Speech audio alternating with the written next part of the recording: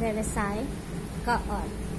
व्यवसाय का आशय वस्तुओं के क्रय विक्रय से लगाया जाता है, लेकिन व्यवसाय उन सभी क्रियाओं का योग है जो वस्तुओं एवं सेवाओं को उत्पादन से लेकर उनकी अंतिम उपभोक्ताओं तक पहुंचने में की जाती है। इन सेवाओं का अभिप्राय है वस्तुओं को उत्पादन स्थान से उपभोक्ता स्थान पर पहुंचाना।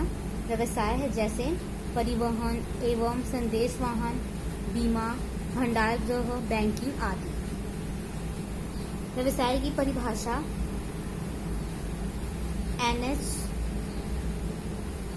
एल.एच. हेनो का मानवीय क्रियाएं से है जो वस्तुओं से क्रय विक्रय से धन उत्पन्न करने अथवा उन धन प्राप्ति के लिए की जाती है। दूसरा है C.F.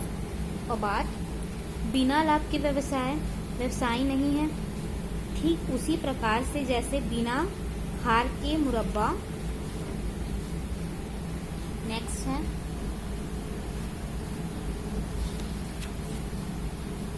व्यवसाय की विशेषताएं।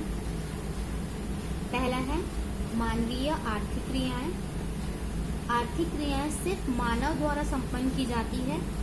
पशु पक्षी की क्रियाओं को सम्मिलित नहीं किया जाता है। व्यवसाय सिर्फ मानव के साधन हो सकते हैं।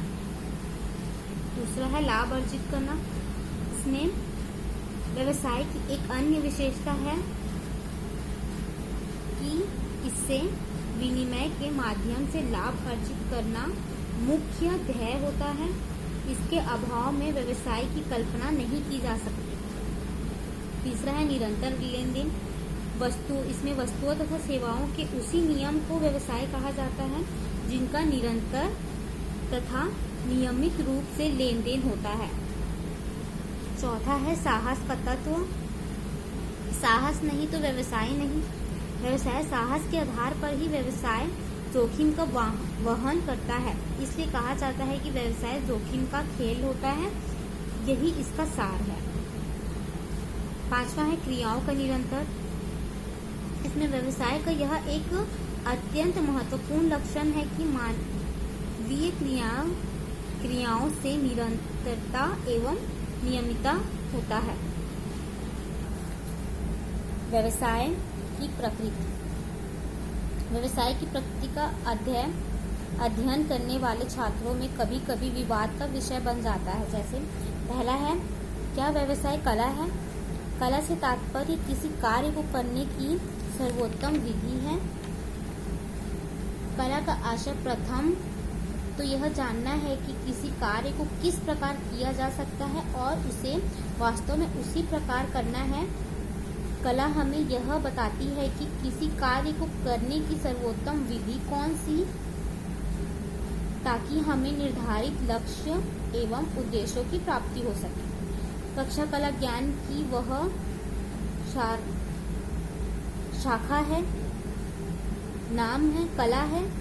सफलता कला के प्रयोग करने वाले व्यक्ति की व्यक्तिगत योग्यता एवं चातुर्य पर निर्भर करती है। दूसरा है, क्या व्यवसाय विज्ञान है? विज्ञान से तात्पर्य किसी विषय के क्रमबद्ध अध्ययन से है।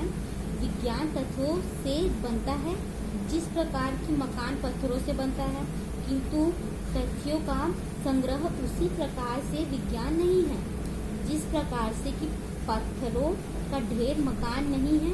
इस दृष्टि से व्यवसाय की एक विज्ञान है, क्योंकि यह भी विषय का क्रमबद्ध अध्ययन है तथा कार्य एवं कारण एवं प्रभाव संबंध स्थापित करता है।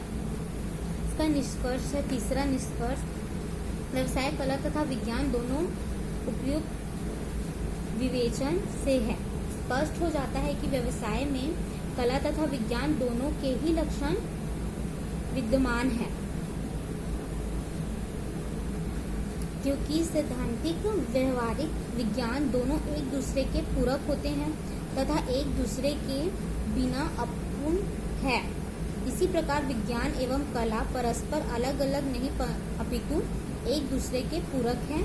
कला तथा विज्ञान दोनों एक ही सिक्के के दो पहलू होते हैं। पहला है आर्थिक क्रियाओं का अर्थ। ये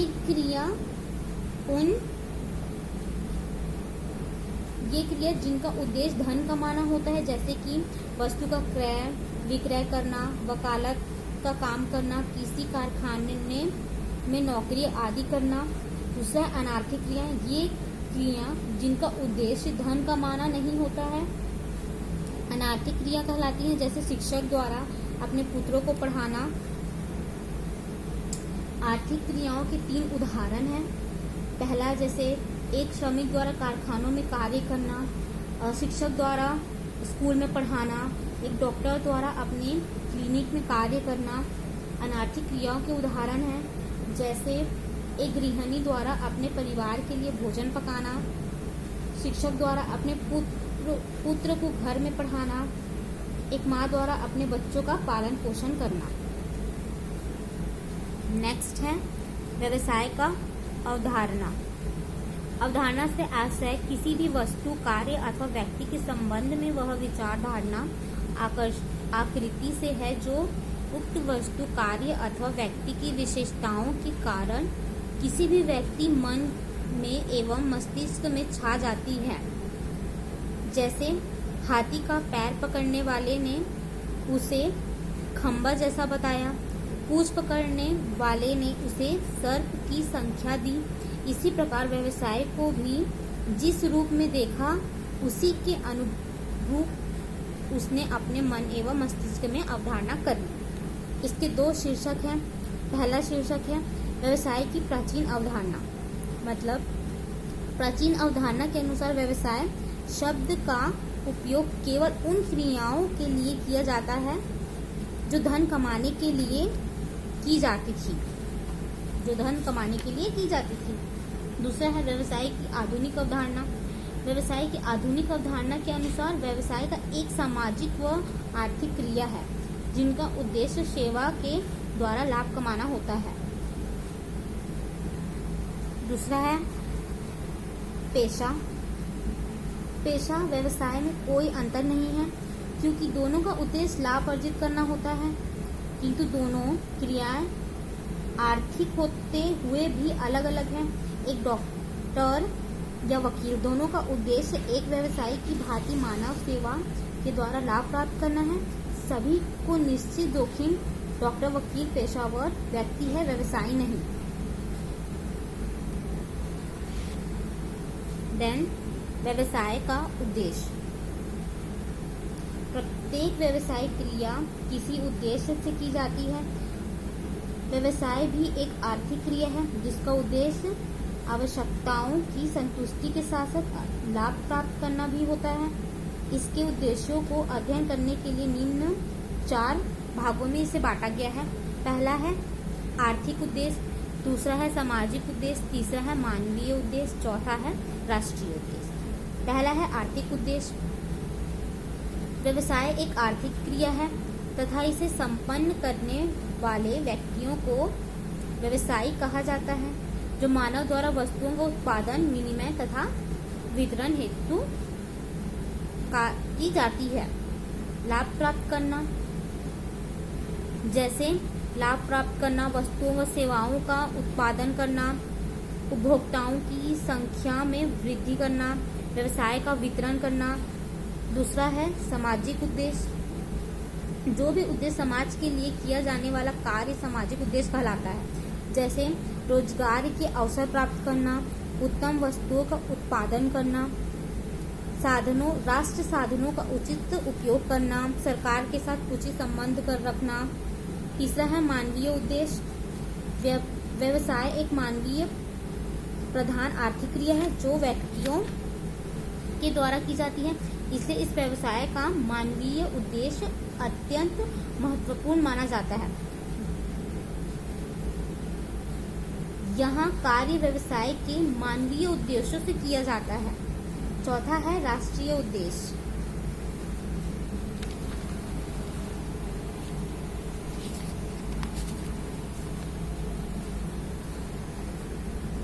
किसी देश की सरकार एक ऐसी संस्था होती है जो कानून एवं व्यवस्था बनाए रखने के लिए उत्तरदायी होता है। यह देश की उच्च संस्था होती है, उस पर देश की बाहर व आंतरिक सुरक्षा का दायित्व निर्भर रहता है। अतः व्यवसाय को राष्ट्र हित में कार्य करना आवश्यक होता है। इसके बाद है पेशे की विशेषताएं। पहला है विशिष्ट ज्ञान। इसमें विशिष्ट ज्ञान के बिना कोई भी कार्य नहीं किया जा सकता, जैसे चिकित्सा, स्थानक, डॉक्टर, अंकेक्षण द्वारा अंकेक्षण कार्य, वकालत की डिग्री होने पर वकील का कार्य आदि इससे सम्मिलित है। दूसरा है प्रशिक्षण। निरंतर अभ्यास, प्रशिक्षण तथा अनुभव के परिणाम स्वरूप पेशे में वृद्धि हो जाती है। तीसरा है आचार संहिता। प्रत्येक पेशे की अपनी आचार संहिता होती है, जिसका पालन प्रत्येक पेशेवर व्यक्ति को करना पड़ता है। चौथा है मान्यता प्राप्त राष्ट्रीय पेशेवर संस्थाएं। प्रत्येक पेशेवर व्यक्ति को मान्यता प्राप्त शिक्षक